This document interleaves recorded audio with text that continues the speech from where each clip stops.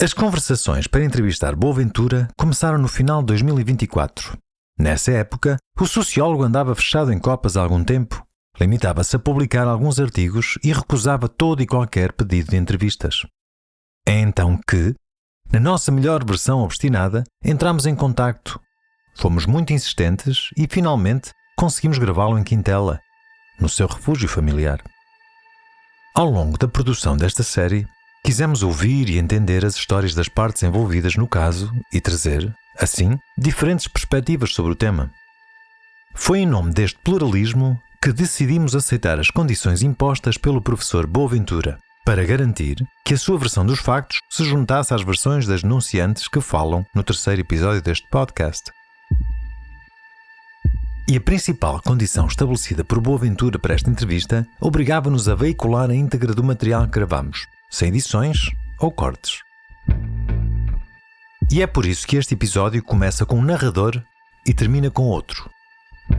Porque quem entrevistou Boaventura de Sousa Santos foi a autora desta obra, a Vilma Reis. Eu sou a Vilma Reis e esse é o João Rui. Antes de ouvirmos a entrevista, um aviso. A nossa conversa com o professor Boaventura é longa. Eu até me sinto mais à vontade de chamá-la de depoimento. E mesmo que alguns temas por ele abordados tenham sido repetidos na entrevista que ele concedeu à CNN Portugal, sim, vale dizer aqui que nós falamos com Boaventura antes daquela entrevista na TV. Mantivemos o nosso compromisso de apresentar esse relato do jeito que ele foi feito. Explicações feitas, vamos ao 5º e último episódio. O caso Boaventura é um original da Coimbra Coletiva, uma série em podcast com 5 episódios.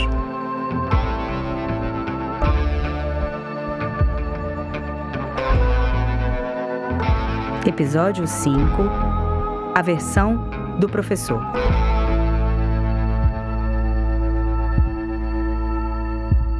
O que ainda não disse sobre esse caso? O que quer dizer agora? O que eu ainda não disse? Eu falei muito pouco sobre este caso. Aliás, esta é a segunda vez que tenho um contacto com um jornalista e, portanto, não ficaríamos aqui horas a dizer-lhe tudo aquilo que eu não disse, porque realmente eu não disse nada, a não ser a história da difamação, que certamente leu, que é um texto muito condensado de tudo aquilo que aconteceu, e portanto há muita coisa que está por dizer. Acho que o principal está por dizer, porque realmente esta sociedade só conhece uma versão, que é a versão das supostas vítimas. Não conhece a minha versão porque nem o meu centro a quis ouvir. E portanto eu tive que recorrer na universidade também. É um caso muito estranho porque não há nenhuma acusação formal documentada que me tenha sido transmitida nem no meu centro, nem na universidade, nem nos tribunais. É estranho também porque deve ser o caso único de alguém que se oferece ao Ministério Público para ser investigado, constituir-se arguido, precisamente para saber o que há contra ele. Até agora o Ministério Público não encontrou razões para me constituir o arguido, e portanto eu tenho a dizer que obviamente estou inocente. Não excluo que tenha havido irregularidades no meu centro. Agora, não fui eu que as cometi. Eu passava 4 meses, desde 2010, eu passava 4 meses por ano em Portugal, e portanto podem ter acontecido coisas que eu não tenho conhecimento. Além disso, a partir de 2010 eu não tenho responsabilidades administrativas no SES. Sou o diretor apenas porque sou a marca do SES, digamos assim, para ter estudantes, para criar um pouco a ideia de que o SES é um lugar especial, e era realmente um lugar especial de aprendizagem. Mas o cotidiano, a vida administrativa do SES não era gerida por mim. Tinha uma direção coletiva, tinha um diretor executivo, tinha um conselho científico, e naturalmente eram eles praticamente que governavam. Eu intervia praticamente em três questões administrativas do SES entre 2010 e 2023 e, portanto, um caso de assédio do masculino, de um senhor chamado Dhruv Pand, que estava a fazer um projeto, estava a trabalhar no meu projeto e aparentemente assediava um jovem do Departamento do Doutoramento em Direitos Humanos. A diretora não conseguiu resolver esse caso, chamou-me a atenção e eu resolvi-o. Ele era meu investigador naquele projeto. Alice não estava a cumprir os mínimos das obrigações contratuais do projeto, chegou ao final do ano e despediu-se. Foi uma forma que encontramos de terminar com essa situação de bullying que ele fazia em relação a esse jovem. O outro caso foi um projeto de memoir dirigido pela professora Margarida Ribeiro, que eu também tive que intervir através de um problema que surgiu, como acontece muitas vezes nos projetos europeus. Bem, e o outro é o da autora principal desse capítulo, que é a Liselotte Vaiane, e que realmente tem um comportamento extremamente polémico dentro do SES, sobretudo por exigir do SES aquilo que o SES não poderia de maneira nenhuma dar, ao ponto de ter feito uma queixa junto da Agência Europeia da Marie Curie, porque era nessa altura uma bolseira da Marie Curie, e depois, para a minha surpresa, pediu-nos para o SES ser a instituição de acolhimento de um projeto europeu, tal e qual como a Alice, que ela acabou por fazer e está a realizar. Ficámos todos surpreendidos porque nunca podíamos imaginar que alguém que apresentou uma queixa contra nós numa agência europeia quisesse agora que o SES fosse a instituição de acolhimento. Viemos a saber mais tarde que realmente só agora, não é? Que ela se tinha realmente apaixonado por um investigador do SES e que apresentar o projeto e fazer o projeto pelo SES seria a única maneira de se sentir próximo dele e de estar próximo dele. E decidiu que se havia de vingar do facto do professor Boaventura, fui eu que fui encarregado pela direção, a posição foi da direção coletivamente, esta pessoa não deve ser acolhida por nós, porque nos, inclusivamente, fez uma queixa nossa junto da Agência Europeia, o que era muito mau para a reputação do SES, e, portanto, eu limitei-me a dizer-lhe a ela, tive 3 reuniões com ela, não mais, que realmente, muito delicadamente, está no processo, o e-mail que lhe mandei, extremamente delicado, mas dizendo que o SES não era a instituição talvez adequada para ela realizar este projeto e devia procurar uma outra instituição, e sugeri, aliás, uma delas, onde ela acabou por fazer o projeto. Bem, não sabia que a partir desse momento essa senhora tinha decidido vingar-se desta recusa, e só o vim a saber pouco tempo depois, de facto, em 2018.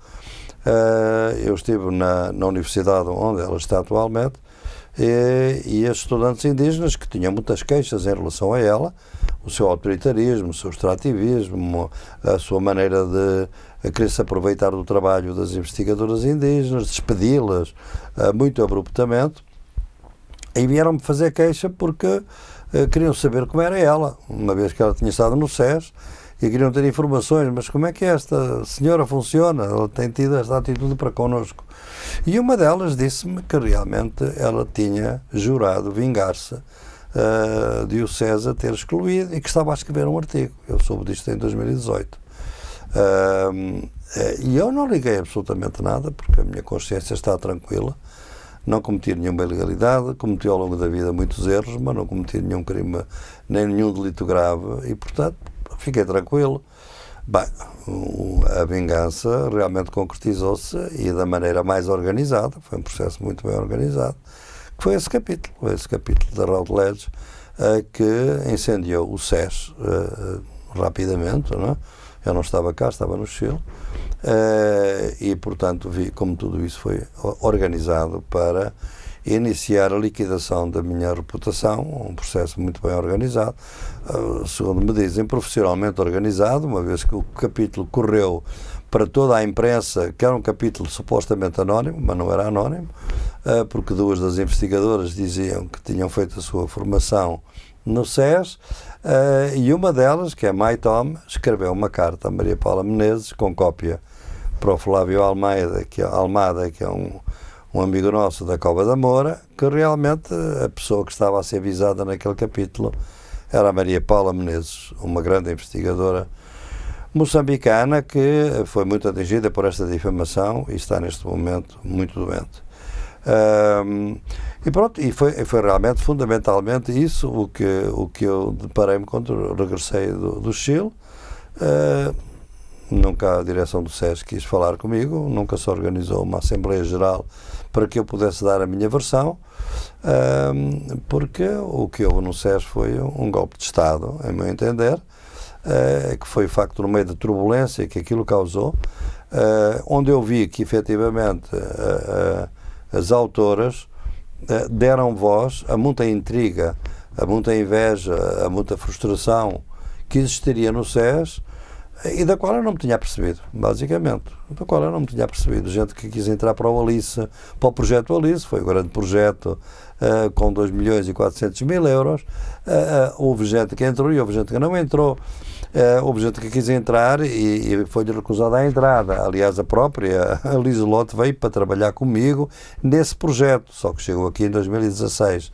O projeto tinha iniciado em 2012 e queria a todo custo escrever um artigo comigo, e etc. Portanto, no fundo, era uma tentativa de se aproximar de mim, digamos assim, e essas pessoas todas que trabalharam comigo, e quem não trabalhou deve ter desenvolvido intrigas muito mal digeridas. Aquelas pessoas que me denunciam, sobretudo as investigadoras do SES, está tudo muito relacionado com esse projeto. E são pessoas que certamente transferiram as suas frustrações para um bode expiatório. Esse bode expiatório sou eu, não é? Mas de que eu não me tinha apercebido, porque essas pessoas foram apoiadas por mim até a publicação do capítulo. Um mês antes desse capítulo ser publicado, estava eu a conversar com a Sara Araújo para ver se eu podia treinar para a entrevista num concurso em que ela realmente acabaria por ser recusada e não ver o seu processo. E em 11 de janeiro, portanto pouco tempo antes disso, tinha almoçado com o diretor da faculdade para lhe pedir a abertura de um outro concurso para ver se finalmente a Sara Araújo podia entrar para a faculdade. Dir-me-á porque é que eu fazia tudo isso? Bem, pelo meu entendimento que eu tenho do que deve ser uma universidade. A Sara Araújo é uma investigadora cientificamente fraca, por isso é que nunca ganhou nenhum projeto da FCT, nunca ganhou nenhum concurso, interno ou externo, ficou em 7º lugar num concurso do SES, por unanimidade e, portanto, com votação praticamente semelhante de toda a gente, mas era uma boa expositora. Aliás, quem já a ouviu sabe que ela é muito boa a expor oralmente as coisas e até a dramatizá-las. Era realmente talvez a melhor expositora das epistemologias do Sul nas aulas. Eu apreciava isso. Vi alguns vídeos dela feitos para colegas de estrangeiros, sobretudo no Chile, na Argentina, que me pareciam muito bem, fielmente o meu pensamento, muito bem desenvolvido. E achava que a universidade não tem que ser apenas pessoas que publicam muito e publicam bem, mas também pessoas que sabem expor as coisas, fazem relações com os estudantes e, sobretudo, também com os movimentos sociais. Bem, porque as epistemologias do Sul é, no fundo, uma proposta que eu só depois verifiquei que era extremamente ameaçadora para muita gente no SES, e parte disso é o que justifica a lama em que me quiseram lançar, foi exatamente pela ameaça que as epistemologias do Sul significam, na medida em que elas obrigam, de alguma maneira, a que o cientista social conheça outros conhecimentos, dialoga com outros saberes. Não tem absolutamente nada contra a ciência, pelo contrário, somos cientistas sociais, mas, como eu sempre defendi, a ciência é um conhecimento válido, mas não é o único conhecimento válido. Então temos que conhecer outros conhecimentos e para a Vilma, se vem da Amazónia, sabe a riqueza que é do conhecimento ancestral amazónico, sobretudo na área da medicina, que é absolutamente fenomenal, mas em muitas outras áreas, e portanto haveria que conhecer isso. Mas há muita gente que se sentiu extremamente ameaçada pela necessidade de eventualmente ter que conhecer outros conhecimentos que senão aqueles que estão nos livros que eles sempre leram, para os quais foram treinados. Bem, a Sara, de alguma maneira, fazia essa ligação com os movimentos sociais. Estava naquele momento até a tentar trazer um líder cigano à universidade. Eu achei que era isso importante e foi nesses termos que falei.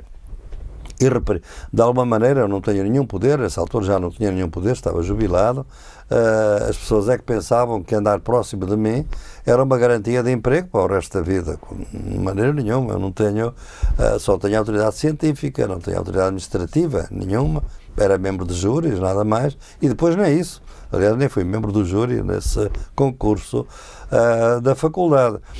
E, portanto, tentando ajudá-la e em relação a todas as outras, essa outra Teresa Cunha, que é uma mulher realmente que eu fui buscar também, cientificamente fraca, tenho que o dizer, tinha feito um mestrado na área de Direitos Humanos.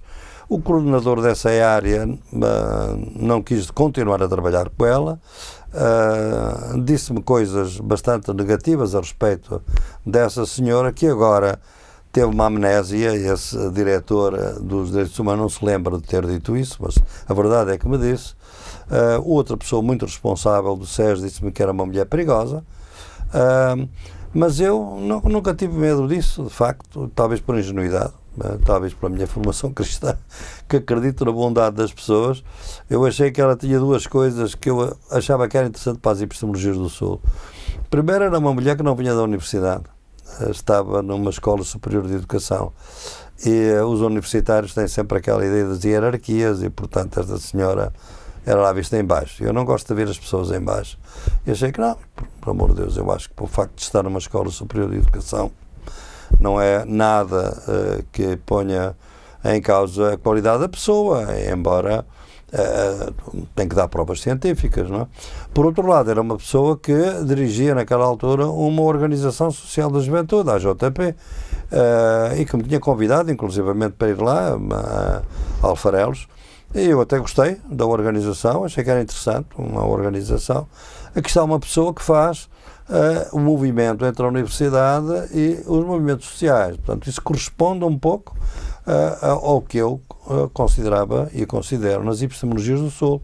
Bem, e foi por isso que realmente também a apoiei e nunca tive nenhum problema com ela, realmente, que eu saiba, do meu ponto de vista não, pelo contrário, os documentos e a documentação que está presente no Tribunal mostra que as nossas relações foram sempre bastante cordiais, distantes talvez, mas cordiais, até porque ela depois passou a passar parte do tempo em Moçambique. Portanto, o que eu tenho a dizer tudo, porque eu não disse nada até agora, basicamente. O que eu disse está no Tribunal, e o que eu considero, basicamente, é que erraram o alvo. Se efetivamente queriam fazer uma luta feminista, escolheram mal o alvo. Nenhuma destas mulheres assume ou diz ou indica que teve algum contacto físico comigo, alguma vida íntima comigo, nenhuma delas.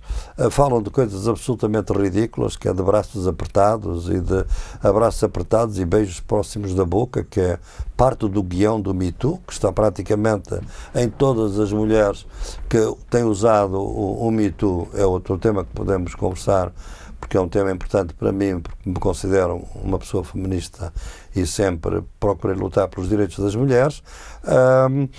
Portanto, falam de coisas deste tipo, com este tipo de vaguidade, o que é realmente um abraço apertado, o que é um beijo próximo da boca, ou um beijo molhado também, que é outra coisa completamente ridícula. E, portanto, nenhuma delas reivindica absolutamente nada. Nem Isabela Miranda, nem outra. Houve uma, efetivamente, que reivindicou um ato violento da minha parte, que esse foi fora de qualquer outra proporção que foi uma indígena mapuche, a Moira Milã, e que eu desmenti imediatamente da maneira mais eficaz que eu poderia, porque era uma mulher que realmente, tendo dito que nunca mais tinha falado comigo depois de 2010, continuou a mandar-me e-mails e a pedir dinheiro até 2015, não é? E, portanto, não tenho nenhuma credibilidade e a minha secretária, felizmente, salvou-me por causa da documentação, porque inclusivamente dizia que eu tinha jantado com ela num jantar num restaurante da família. O restaurante era o Trovador, e pudemos apresentar a fatura do Trovador. Bem, essa era uma acusação ridícula, digamos assim, que, no entanto, foi feita com intenção. Foi feita absolutamente com intenção, porque embora ela tivesse falado no anterior de qualquer... o que ela tinha dito anteriormente não teve nenhuma relevância, nem sei o que ela disse, mas sei o que ela disse no El Salto. E a entrevista que ela deu coincidiu exatamente com o capítulo. Portanto, houve, obviamente, uma intenção que talvez até vá para além da vontade destas pessoas, mais global, de liquidar e silenciar a minha voz. É uma voz crítica, incómoda, sem igreja nem partido, de esquerda, mas sempre crítico à esquerda, crítico à direita, e, portanto, um alvo, de alguma maneira, apetecível, devido, enfim, a que um país que viveu 48 anos em ditadura, ter hoje, e continua a ter em 2025, eu sou, dentro das ciências sociais, o autor mais citado no mundo. Na Europa estou em número 2 e no mundo estou em número 3. Em 2025, 2 anos depois do cancelamento. Portanto, as pessoas podem não estar a falar de mim, mas estão-me a ler, porque os rankings são feitos na base das citações e dos trabalhos que são utilizados.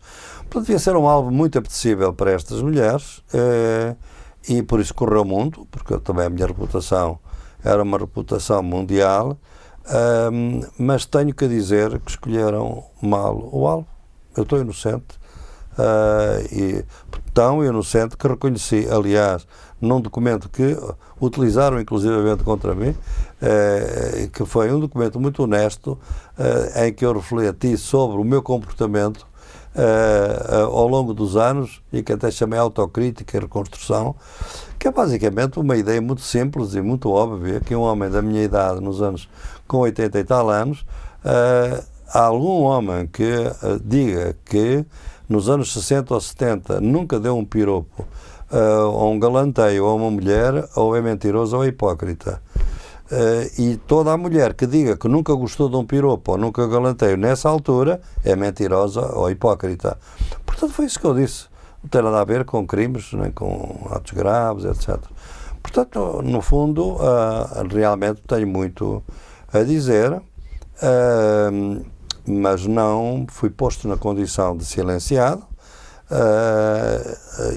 porque os ataques, e é essa a especificidade do meu caso, nunca me foram apresentados nenhum documento de nenhuma denúncia em que eu pudesse ver em que é que consiste a denúncia e como é que eu me posso defender. Foi tudo feito nas redes sociais, como continua a ser, e nos média, não é? Bem, e nessa guerra não é possível ganhar, porque o Me Too criou um ambiente de que qualquer denúncia é uma condenação. E eu fui condenado. Vamos falar assim do Me Too. O professor falou da Sara e da Teresa, e no processo pode me falar também o porquê da Gabriela e da Carla? Sim, porque a Carla esteve no projeto Alice, não é? A Carla esteve no projeto Alice e esteve apenas um ano. Ela não cumpriu os objetivos de maneira nenhuma. O Alice era muito gerido, muito democraticamente e muito participativamente, não só pela minha ideologia, mas pela minha necessidade. Como eu estava 5 meses em Madison e depois viajava muito devido às minhas atividades do próprio Alice, não é? Porque parte era realizada nos países onde estava a realizar o projeto. Como digo, eram 4 meses por ano. Eu tinha uma comissão científica e uma comissão executiva, e foi a comissão científica que entendeu que, à luz do que ela não tinha feito, ela tinha que produzir um trabalho, tinha que fazer uma análise de uns textos meus, tinha que fazer uma série de coisas, e ela não tinha feito esse trabalho. E então um dos membros que nessa altura estava na Comissão Executiva, que é o José Luís Exeni, que é boliviano, que até lhe escreve a mensagem a dizer que realmente ela não ia-me renovado o contrato. E a relação com ela, como poderá ver no e-mail que ela me mandou, foi muito simpática, quer dizer, foi um gosto trabalhar consigo, etc. Não foi, parece que em contacto com o meu colega boliviano ela terá sido reativa, digamos assim, mas não comigo. Não comigo, o e-mail é um e-mail simpático e, portanto, apenas que a nossa colaboração tinha chegado ao fim, que lamentava, tinha aprendido muito, etc. Portanto, ressentimento, certamente, em relação a esse facto, que eu não entendo, nem pode-se entender, porque com ela foram outros também que se meteram, foram 3 pessoas que viram o contrato rescindido no primeiro ano, não é? E, portanto, não lhe atribuo nada. A Gabriela praticamente não a conheço, não é? A Gabriela foi minha aluna, como todas as outras foram, mas era um anfiteatro da Faculdade de Economia, onde estavam 60 pessoas, onde vinha gente de outras universidades para assistir às minhas aulas. Não a conheço praticamente, foi orientanda da Maria Paula Menezes. Eu estive no prémio dos Jovens Cientistas Sociais, onde ela ganhou o prémio, um dos prémios foi ganho por ela. Não tenho nada contra a Gabriela, apenas sei que ela era uma pessoa que estava muito relacionada com aquelas pessoas de onde terão vindo as primeiras pechagens que nós tivemos, que era na Assembleia Feminista, que se reunia, penso eu, na República da Rosa Luxemburgo. Apenas isso que eu sei dela, não sei mais nada. Portanto, ela assinou essa carta das 13 e está também no processo, porque é evidente, é contra todas aquelas que escreveram a carta, que saíram do anonimato. Não pus nenhuma ação contra elas antes da direção me negar quais eram as denúncias que se faziam contra mim, porque se estas pessoas já não soube se era desculpa da Comissão Independente é que as declarações eram anónimas e sob a proteção do anonimato, estas 13 pessoas abandonaram por vontade própria o anonimato. E, portanto, qual é o interesse em manter esses documentos? Então, tenho que saber qual é a denúncia. Eu gostava de saber qual é a denúncia que a Gabriela tinha em relação a mim, que é que ela disse na Comissão Independente.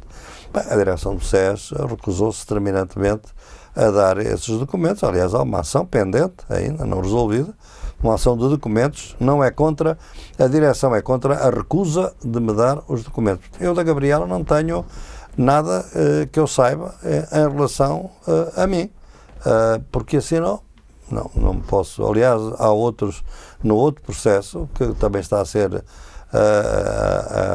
iniciado contra as outras 9 pessoas que assinaram a carta, mas que não são portuguesas ou não residem em Portugal.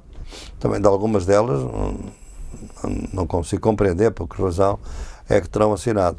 Mas, portanto, aquelas que realmente tiveram mais interação comigo dessas 4 foi a Sara Araújo e a Teresa Cunha, e a documentação fala por si, quer dizer, realmente não posso imaginar nada disso. Aliás, é curioso porque penso que a Sara, ainda durante o Congresso de Sociologia, onde foi conhecido esse capítulo, começou por achar estranho e a sentir-se muito ofendida por estarem a ofender o professor Boaventura daquela forma naquele capítulo. Como é que era possível dizer aquelas coisas do professor Boaventura? Eu não ouvi, não estava no Congresso, mas foi isso que me disseram. E pouco depois tinha uma narrativa completamente oposta da pessoa que tinha finalmente se feito luz na sua cabeça e, portanto, tinha sido vítima de assédio, e depois são aqueles assédios todos que elas foram enumerando, e que é tudo inventado, em meu entender. Portanto, é uma invenção de uma narrativa para se justificar, talvez, de uma pessoa que se ligou tanto a mim, porque realmente talvez ela achasse que era a minha discípula preferida. Eu não era a pessoa que trabalhava mais de perto comigo, mas cientificamente não podia ser de maneira nenhuma uma discípula nesses termos. Realmente, talvez tenha sentido perdida, que aquela pessoa a quem ela se de quem ela queria fazer depender tanto o seu futuro, que era eu, estava a ser acusada daquela forma, sentiu-se sem pé, sentiu-se perdida, talvez, não é? E procurou um grupo alternativo onde ela pudesse sentir-se protegida e acolhida. E esse grupo é o grupo que me difama, basicamente. Não tenho outra justificação para o que aconteceu, senão esta. O que o professor quer falar sobre o Me Too? O Me Too é algo que eu saudei no momento em que ele surgiu. Lembro-se que eu lecionei nos Estados Unidos durante 35 anos, fui afiliado e continuo afiliado à Universidade de Médici, e durante parte deste tempo lecionei, e lecionei durante o Me Too. Eu nunca fui acusado de nenhum comportamento incorreto e tive muitas estudantes e orientandas americanas, e portanto nunca, pelo contrário, saudei o movimento como um movimento que era seletivo. Embora ele tivesse sido iniciado por uma mulher negra, ele foi a pouco e pouco apropriado pelas mulheres brancas de classe média, que o transformaram depois num grande movimento, não é?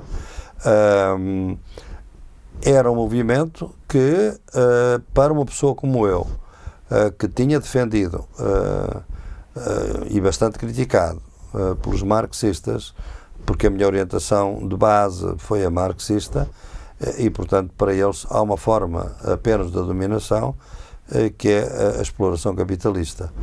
E eu defendi exatamente nas epistemologias do Sul que não é uma, são 3 dominações.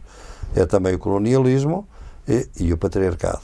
Portanto, há 3 grandes dominações principais no capitalismo. Fundamentalmente, muito apoiado no caso do patriarcado, de uma grande feminista norte-americana, que eu admiro bastante, que é a Silvia Federici.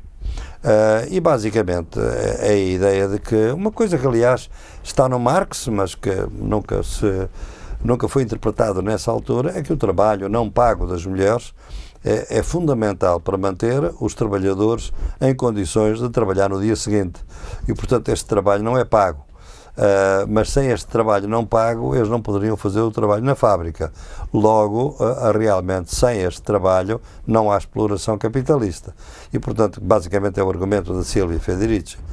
Eu achei o argumento convincente e, portanto, considerei que são essas as 3 grandes dominações. Sendo que o colonialismo não é apenas o racismo. É a pilhagem dos recursos naturais no sul global, é a expropriação dos camponeses, é tudo isso, é a atitude que o Trump neste momento está a ter em relação aos minérios da Ucrânia. No fundo, a lógica do contrato não é uma lógica tipicamente capitalista, é uma lógica que tem uma dominação, uma característica mista entre o capitalismo e o colonialismo. Mas isso é outro debate. Mas o colonialismo não morreu para mim. Continua ainda hoje vigente. Bem, e em face disso, o patriarcado foi sempre considerado por mim como uma dominação. Foi muito criticado por isso, exatamente.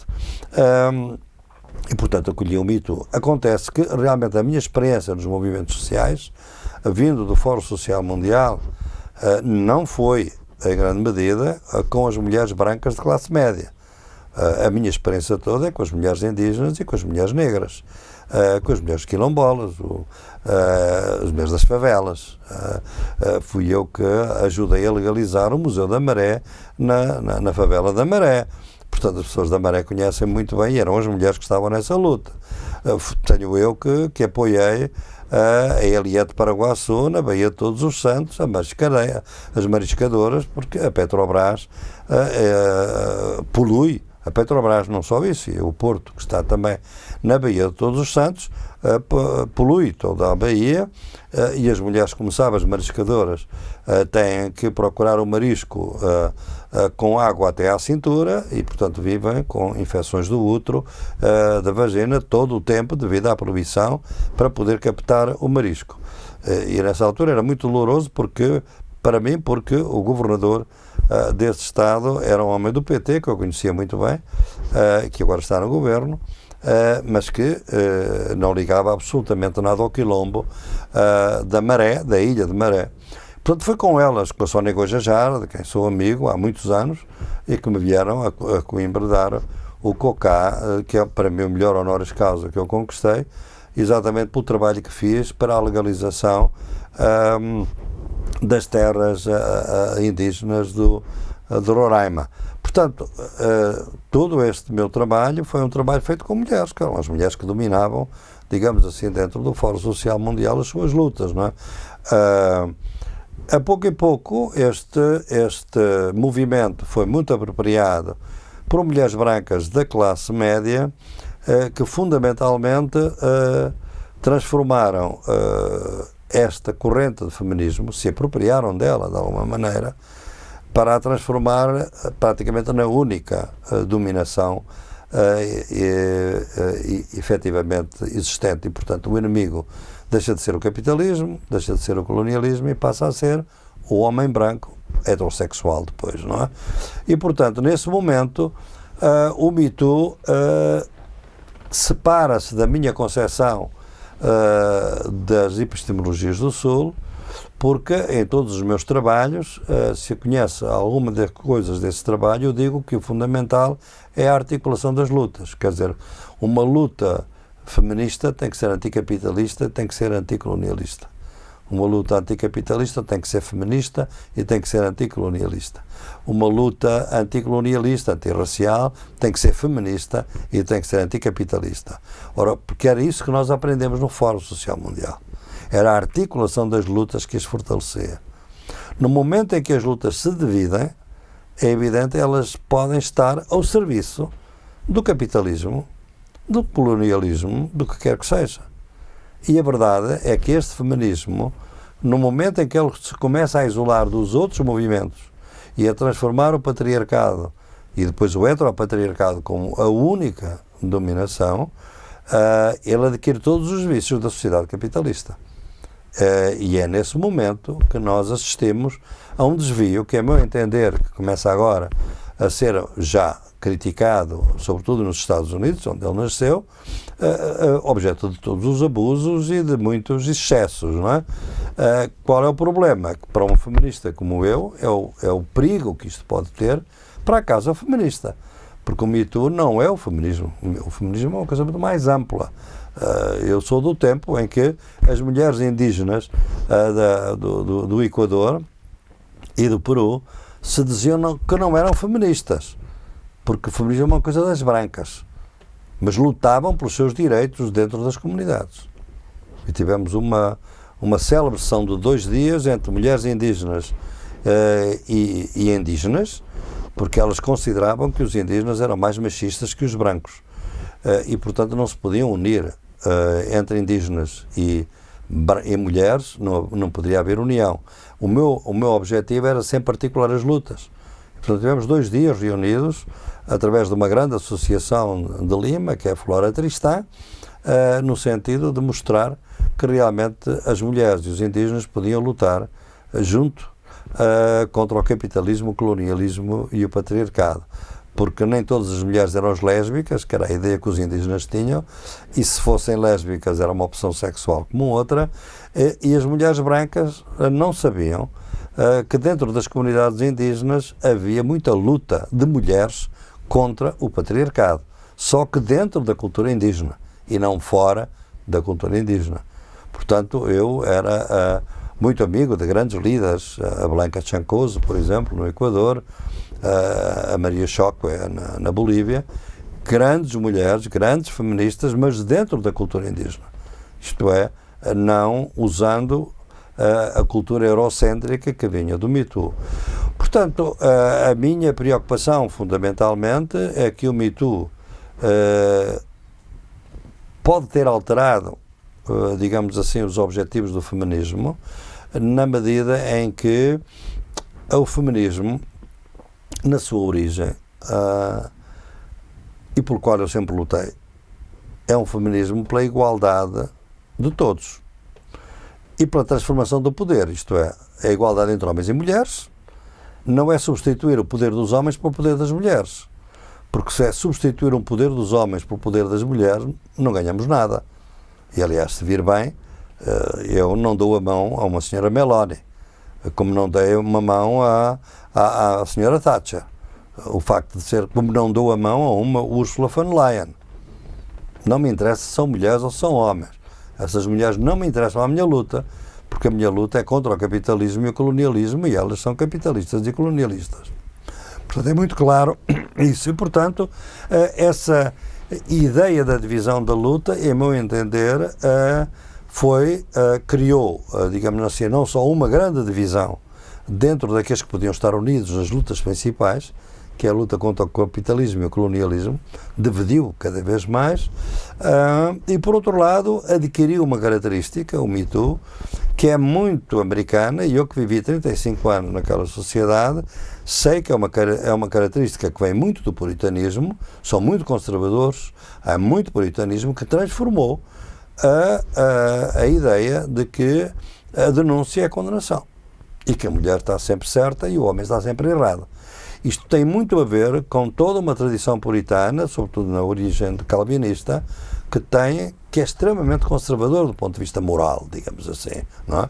E, portanto, elas aproveitaram-se um pouco disso e, com isso, transformaram o movimento, em meu entender, e correm o risco de o perverter. Onde é que se vê o sinal disso? Bem, o sinal é o modo como elas são acolhidas pela imprensa sensacionalista, pela imprensa reacionária, conservadora, inclusivamente, porque lhes convém. E temos esta grande coincidência, que realmente parece que os machistas são todos de esquerda. Isto é, não há líderes, não há pessoas intelectuais machistas da direita, porque realmente olha para o Brasil e vê, é o Silvio Almeida e o professor Mascaro. Aqui em Portugal sou eu, não estou a ver mais ninguém, porque as outras pessoas que, como viu em Portugal, que na altura em que isto ocorreu, que houve acusações de assédio na Faculdade de Direito de Lisboa, a Vilma nunca viu a fotografia deles, a Vilma nunca viu o nome deles, e o problema foi resolvido entre eles. No entanto, em relação ao Boaventura de Sousa Santos, o nome estava, e a fotografia estava todos os dias na primeira página dos jornais. Portanto, porque é que a imprensa oculta uns casos e seleciona os outros? E se for para a Espanha, mais ou menos a cena repete-se também. E, portanto, o grande problema é que eu quero que o feminismo progrida e avance, porque todos os movimentos sociais são reversíveis. E eu não quero que a causa feminista seja posta em causa. A igualdade das mulheres, que ainda não está conquistada, é um bem fundamental. Ora, não pode ser, a igualdade, em vez de transformar o poder, é tomar o poder dos homens e substituir homens por mulheres. Porque então, todos os defeitos que os homens tinham podem vir a ser repetidos pelas mulheres, e a verdade é que isso pode vir a suceder. No entanto, as mulheres de esquerda que querem transformar o poder, estou com elas, estou com a Cláudia Sheinbaum no México, com quem espero encontrar-me proximamente. E já lhe digo agora em primeira mão, porque estarei a apoiar provavelmente uma candidata mulher na Colômbia, como candidata à presidência. É evidente, sim, de esquerda, obviamente, de outra maneira não. De modo que é um pouco, o Me Too tem esse, devido ao grande poder de amplificação que os média têm, e sobretudo aqueles que são protegidos e apoiados pelas agências americanas, pelas organizações americanas, pela Fundação Ford, pela USAID, que agora está, enfim, em crise, e ainda bem. É uma das coisas em que eu estou de acordo com o Trump, é terminar aquele serviço que tanto dano causou, em meu entender, ao mundo. Porque no fundo é uma agência da CIA disfarçada. Mas a Fundação Ford e o Jorge Soros são outras agências que no fundo financiam realmente estas causas com um objetivo. O objetivo é simplesmente isto, é pôr em causa o patriarcado, mas nunca o capitalismo. É criar uma sociedade feminista, mas capitalista, mas colonialista, mas racista, mas feminista. Portanto, isto para mim é uma perversão do que devia ser uma política de esquerda. Esse é o meu medo, que realmente o Me Too se possa apropriar do movimento feminista, porque ele viola uma regra fundamental, que o poder atual, que é machista, que é patriarcal, tal e qual como as sociedades estão organizadas, Mas há regras, há princípios, por exemplo, a presunção de inocência, os princípios liberais, do contraditório. Quer dizer, se realmente o Me Too não respeita esses princípios básicos, que mesmo numa cultura patriarcal existiam, bem, então é um retrocesso, não é um progresso. Uma pessoa pode ser condenado porque é presumido culpado, não se pode defender. Vejam o que me aconteceu a mim. Retiram-me os estudantes, retiram-me o meu curso, sem nunca me ter ouvido, sem nunca ter havido um processo. E apenas porque me autossuspendi, quando de facto eu me autossuspendi, mas a direção malevolamente transformou a minha autossuspensão em suspensão.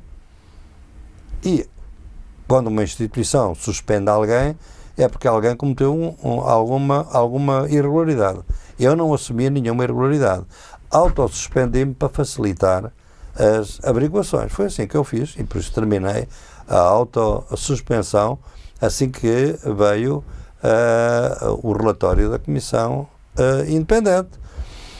Mas uma suspensão é um ato temporário. No entanto, as consequências foram definitivas. Os meus estudantes que estavam orientados por mim foram ditos que têm que encontrar outro orientador. O curso que eu ia dar em 2023 foi cancelado. Definitivamente, e nunca mais. Portanto, como vê, tiraram conclusões definitivas de atos provisórios. Não é? A Comissão Independente nunca mencionou o meu nome e nunca fala de vítimas. Não é?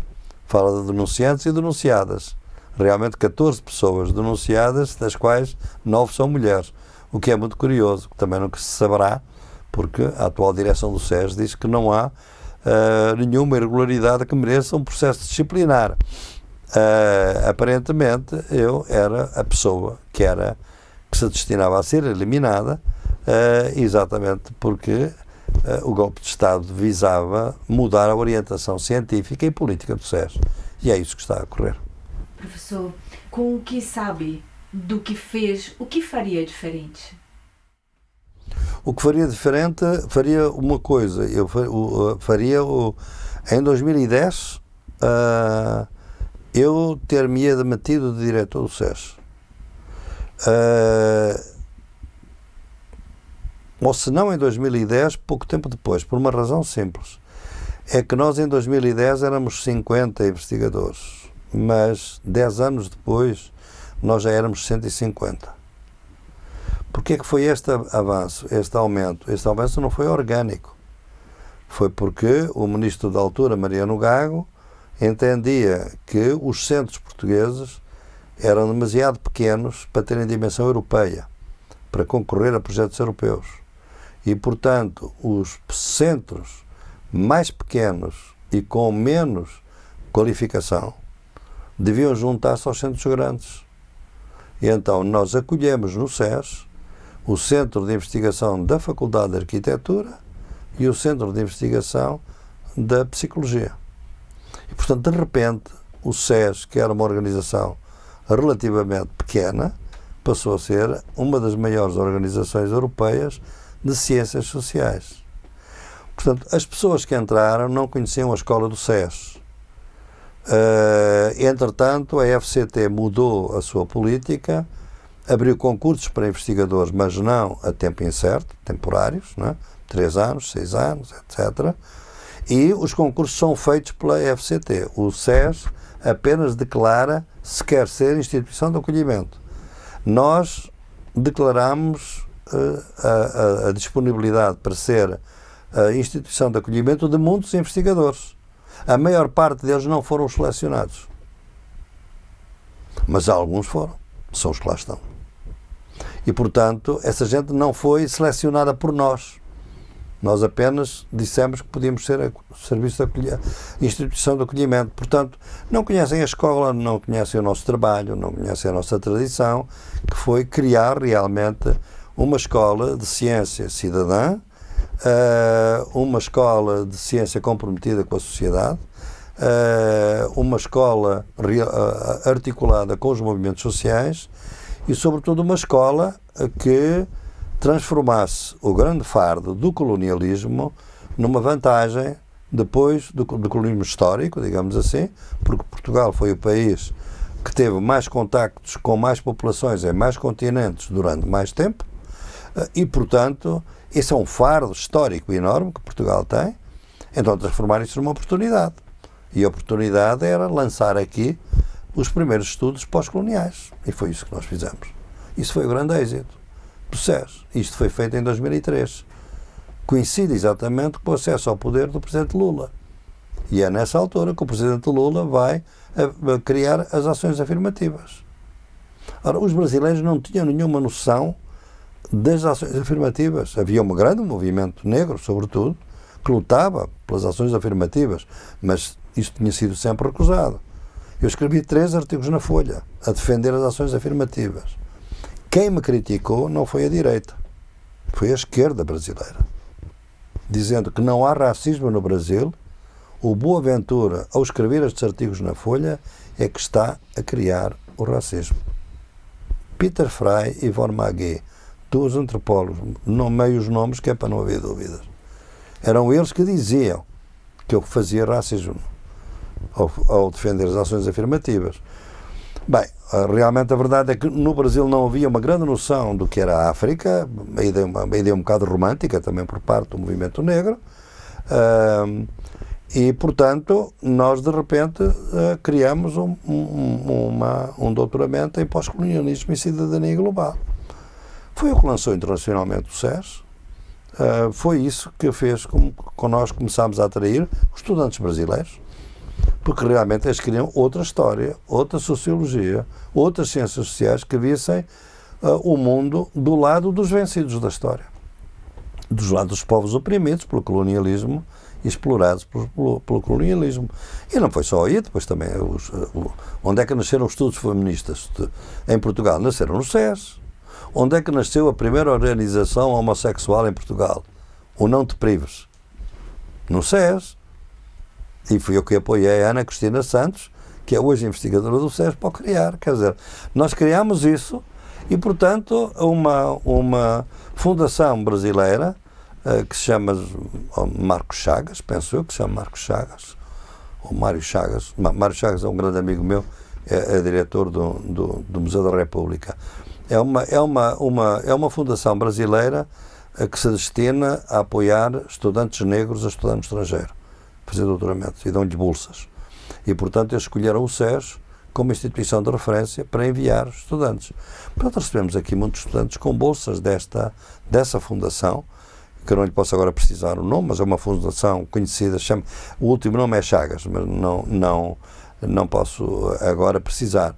Bem, e começámos a receber muitos estudantes que vieram para aqui porque era o único lugar onde podiam ter este tipo de estudos. E não eram apenas os estudantes negros, eram estudantes latino-americanos no seu conjunto. O antigo diretor da CLACSO, que é a grande confederação do Conselho das Ciências Sociais da América Latina, Pablo Gentili, escreveu e disse, e testemunhou e disse muito claramente, isso aliás está nos meus documentos, que havia muitos centros de investigação progressistas na Europa, mas o SES era o único centro de investigação europeu onde os latino-americanos eram tratados como iguais. Porque quando iam para a França, ou para a Espanha, ou para a Itália, o latino-americano não era tratado como igual. Ao passo que eu, com toda a experiência que vinha do Brasil, desde a minha tese de doutoramento, esse problema nem se punha. Era realizar relações pós-coloniais, verdadeiramente, em pé de igualdade. E por isso tivemos muitos colegas da América Latina a lecionar, a fazer palestras, etc. Todos os grandes cientistas sociais do Brasil conheceram Portugal e vieram a Portugal pela minha mão, quer dizer, nunca tinham vindo a Portugal. Alguns tinham vindo, mas não tinham sido soldados. Florestan Fernandes, que é o primeiro, o Fernando Henrique Cardoso, de quem eu fui bastante amigo, o Francisco Beaufort, o Gabriel Com, meu Deus, Vanderlei Guilherme de Sousa, todos nomes que a Vilma não conhece, certamente, porque já são nomes já passados há muito tempo, mas que foram cientistas sociais muito importantes. A Marilena Chauí. Marilena Chauí esteve aqui, foi a primeira que veio aqui connosco. E o Florestan Fernandes foi o nosso primeiro doutoramento honoris causa. que eu fiz questão que ele fosse o primeiro. Portanto, quer dizer, fizemos um trabalho realmente de criar um outro tipo de relação e uma história bonita, e tenho que dizer que realmente todo esse património existe, ele não pode ser apagado, mas está a ser posto em causa pela mediocridade que neste momento governa o SES, não é? Está a ser governado por diretores que nunca foram convidados para nenhum congresso internacional de nenhum lugar. O diretor atual do SES esteve para ser despedido por nós em meados da década, porque não escrevia o mínimo. O Sr. Tiago Santos Pereira. É bom que se saiba. E fui eu que impedi que ele fosse despedido. A direção propôs-me que ele devia ser despedido. Rescindir o contrato. Precisamente porque ele não cumpria os mínimos. Não fazia... Tinha que escrever 2 artigos por ano. Não escrevia os artigos. Escrevia artigos em colaboração. Não sabia muito bem o que é que ele fez nesse trabalho. O homem vivia em Bruxelas. E eu disse, não vamos despedir. Vamos tentar aplicar ao Tiago o mesmo critério que aplicamos às mulheres. As mulheres também, muitas vezes, as nossas investigadoras, numa sociedade patriarcal, no período fértil da sua vida, em que têm filhos pequenos, são menos produtivas cientificamente, têm que cuidar da família, têm que cuidar dos filhos, porque realmente não há uma partilha de tarefas. E depois, mais tarde, vão florescer e vão fazer o seu trabalho. Apliquemos-lhe o mesmo. Pode ser que seja uma fase para ajudar a mulher, está em Bruxelas, isso. Afinal, não. Nunca, depois de vir de Bruxelas, foi para a FCT, e depois da FCT foi para o Colabora, que é um centro do SES, que lhe pagava metade do salário, e de repente aparece como o salvador do SES numas eleições convocadas à pressa no meio de uma crise. Qualquer país que convoque ações, qualquer país que convoque eleições num estado de grande turbulência, é evidente que as coisas não podem correr bem. E não é normal que, embora a direção que estava se tenha demitido e não se tenha proposto a novas eleições, o Conselho Científico que estava e que causou o problema propôs-se às novas eleições e foi eleito. Portanto, eu falo de golpe de Estado nesse sentido, que era parte do problema, e é por isso que a direção e o Conselho Científico quiseram manter a narrativa das supostas vítimas, porque se essa narrativa cai, eles também caem. E não querem cair. E têm o poder. Professor, quero acabar falando de futuro. Há reparação nesse futuro? Em geral, eu penso que a reparação... Eu sempre fui um adepto porque andei muito envolvido nos processos de paz, nomeadamente na Colômbia, não é? Fui assessor da Comissão pela Paz e a Não Repetição da Colômbia. O nosso princípio fundamental era realmente a restauração e a reparação, através da Justiça Especial e da própria Comissão, não é?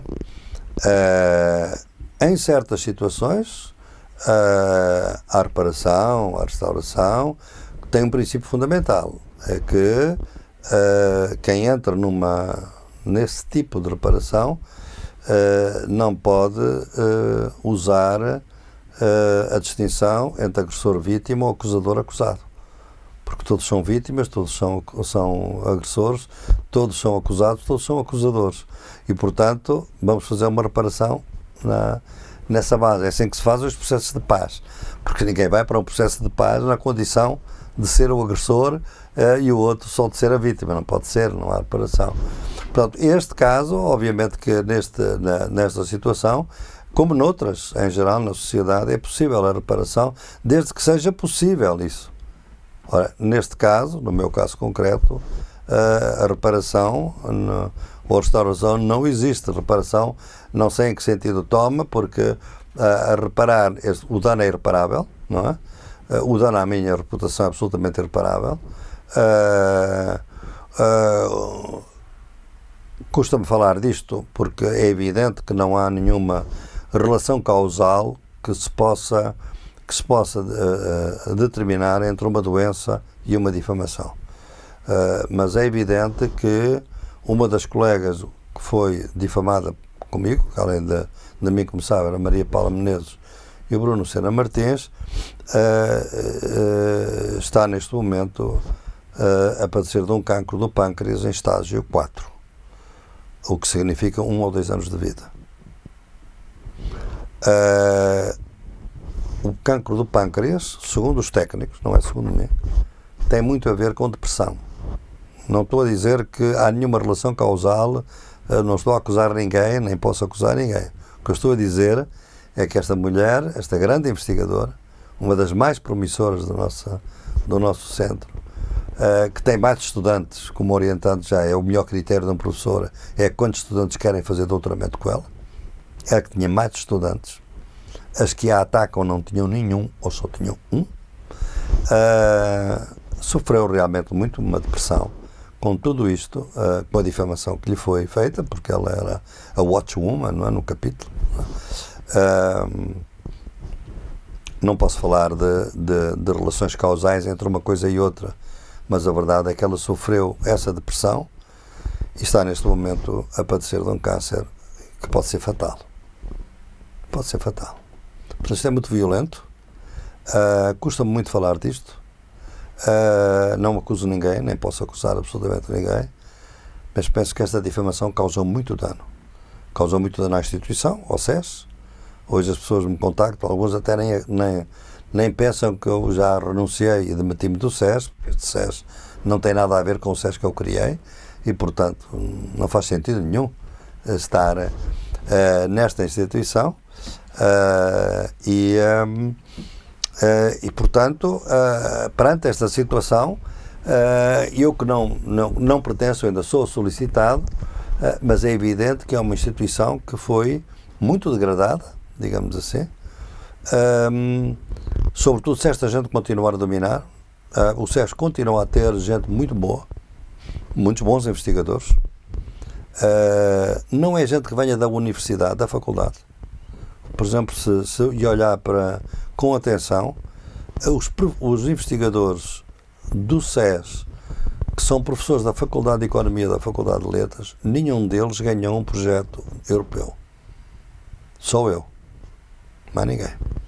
Os projetos são todos conquistados pelos investigadores do SES que não estavam nas faculdades. Aí está eu fui o único da faculdade, a Margarida Gomes, a Margarida Ribeiro, o Miguel Cardena, a Ana Cristina Santos, aliás, com 2 ERCs, não é um, são dois projetos europeus.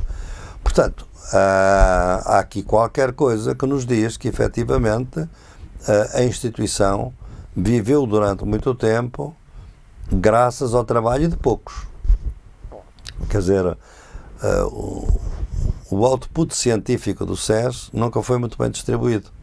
Houve gente que escreveu, que era membro e é investigador do SES, alguns com grande poder hoje, mas que não fizeram trabalho científico nenhum de grande qualidade.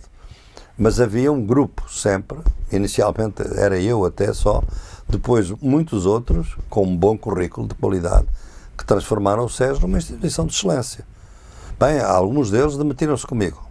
Também foram 5 pessoas que saíram e todas elas tinham um bom currículo, não é? Mas ainda há muita gente que tem um bom currículo no SES, mas o dano foi muito grande à instituição. A mim, o dano, obviamente, à minha reputação e à minha saúde, porque também é evidente, como pode calcular, há 2 anos que sofro uma difamação sem me poder defender.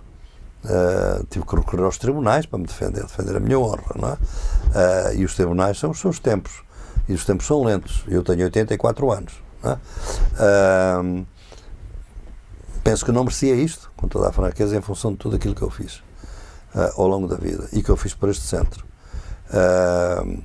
Mas pronto, esta é a realidade e, como digo, pode também ter esta difamação alguma coisa a ver, não sei o quê, mas pode ter alguma coisa a ver com a doença que pode ser fatal de uma das nossas melhores investigadoras, do SES.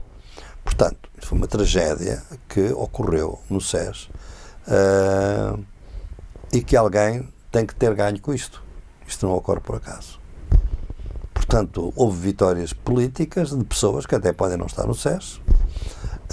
Houve vitórias ideológicas, de mudança de orientação ideológica. Houve vitórias de mudanças científicas. As epistemologias do Sul deixaram de estar presentes no SES, praticamente. É A grande consequência científica do SES é esta, que as epistemologias do Sul, que aliás, testemunhado a uma pessoa de confiança minha, pelo atual presidente do Conselho Científico, as epistemologias do Sul só duram enquanto Boaventura viver. Está escrito. Portanto, conseguiram o que queriam. Felizmente estou vivo, mas já não sou parte do SES. Ainda há pouco tempo, uma pessoa concorreu para ver como as pessoas de fora, uma brasileira, excelente, que está na Áustria, excelente, que foi minha orientanda de estágio doutoral, pensando que as coisas no SES não estavam tão mal, candidata-se a um projeto do SES, a participar num projeto do SES, porque gostava muito de estar, eu digo que eu estou disponível, não estou no SES, mas continuo a conversar com estudantes que me vêm perguntar a minha versão, porque não conhecem a minha versão, não é? E elas responderam-lhe do SES quando ela concorreu, dizendo muito orgulhosamente que queria fazer a sua parte do projeto, seguindo as epistemologias do Sul. Os responsáveis pelo projeto disseram-lhe que as epistemologias do Sul não faziam parte do quadro teórico do projeto. Portanto, foi esta a grande mudança que ocorreu e que está a ocorrer no SES. Irreversível? Não sei. É evidente, eu estou demitido e a Maria Paula está muito doente. Está o Bruno Sena Martins, que parece que foi reabilitado, mas não se sabe muito bem em que termos, não é? Porque a direção até agora, veja esta coisa estranha, não é? Que é que ter-se destruído a identidade de uma organização. A classe, a grandeza institucional europeia desta organização, que hoje é uma instituição problemática a muitos títulos, não é? É tão problemática que o último investigador nosso, o Siddhartha, que ganhou um prémio, um projeto europeu, transferiu o projeto dele para o Porto. Não quis fazer o projeto connosco. Precisamente por ver que o SES estava a ser uma instituição problemática, que é hoje uma instituição problemática. Portanto, nestas condições, realmente é muito difícil uma reconstrução, mas como digo, há gente com valor dentro do SES que pode, de alguma maneira, poder vir a reconstruir e reparar algum dano nesse sentido, do dano feito. Mas continuo a ter dúvidas, enquanto estiverem esta gente, o Bruno Sena Martins, por exemplo, que é uma coisa estranha a qualquer pessoa que conheça um pouco ou que queira conhecer sem preconceito este processo, que é muito difícil encontrar pessoas que queiram conhecer sem preconceito, depois da guerra mediática, é como é que uma direção é capaz de, em 27 de novembro, pouco tempo depois da minha demissão, ter feito um comunicado a dizer que realmente, agora que não tem nenhuma possibilidade de intervenção em relação a uma pessoa, que é eu, mas que não sou nomeado, que não há nenhuma irregularidade no SES que mereça um processo disciplinar. Portanto, está tudo certo, não há processos disciplinares, não há irregularidades. Quando antes, portanto, significa duas coisas, não é? Ou o Bruno Sena Martins e a Maria Paula. O Bruno também se autossuspendeu e a Maria Paula teve que sofrer toda a difamação. Ou eram robôs, portanto, que trabalhavam, eu dava uma ordem e eles cumpriam, ou então eram pessoas autónomas. Se eram pessoas autónomas, fizeram o seu trabalho.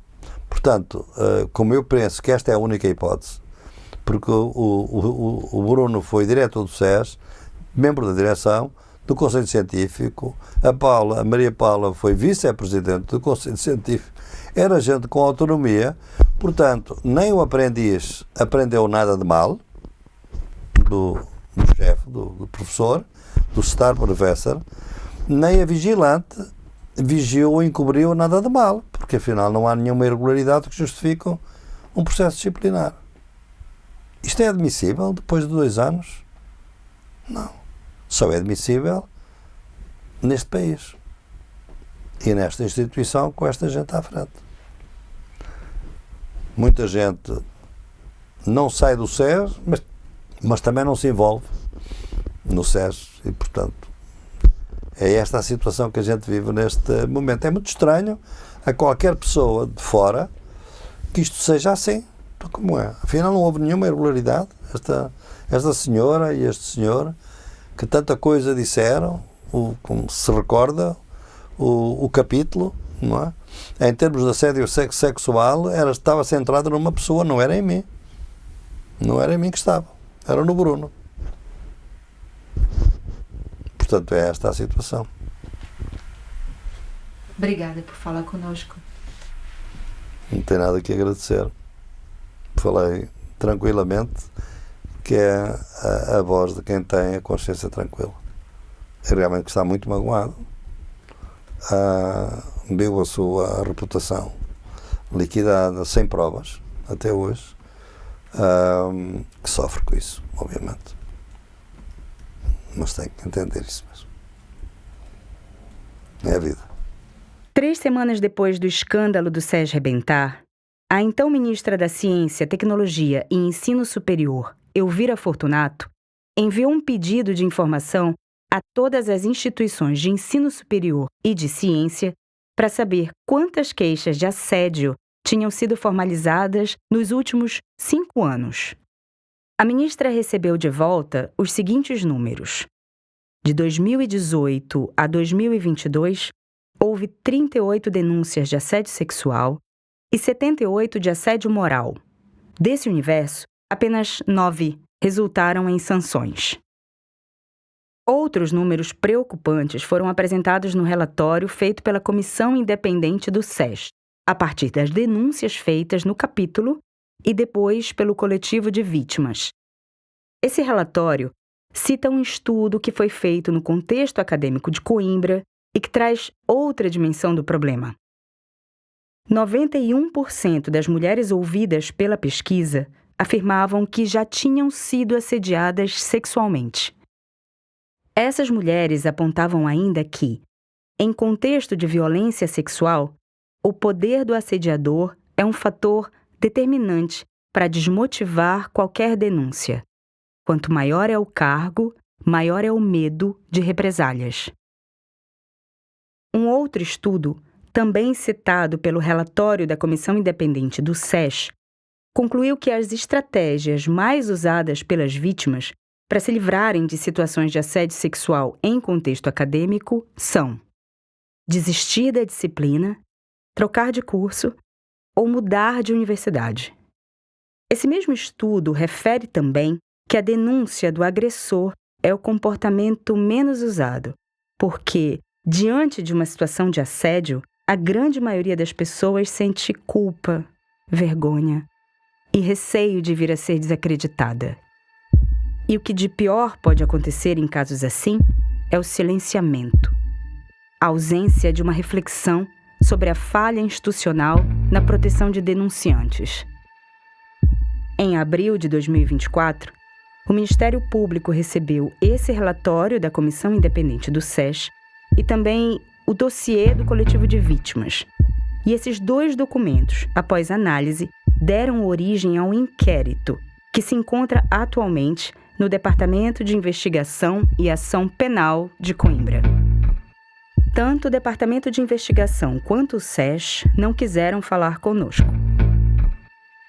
E assim, tudo fica em suspenso, à espera de um desfecho, à espera de justiça.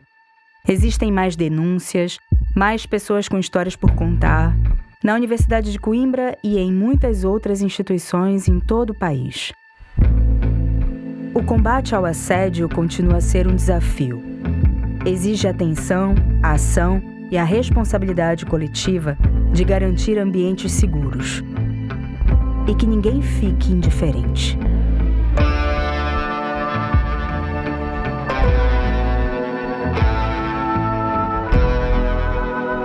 O caso Boaventura é um original da Coimbra Coletiva, uma série de podcast com 5 episódios.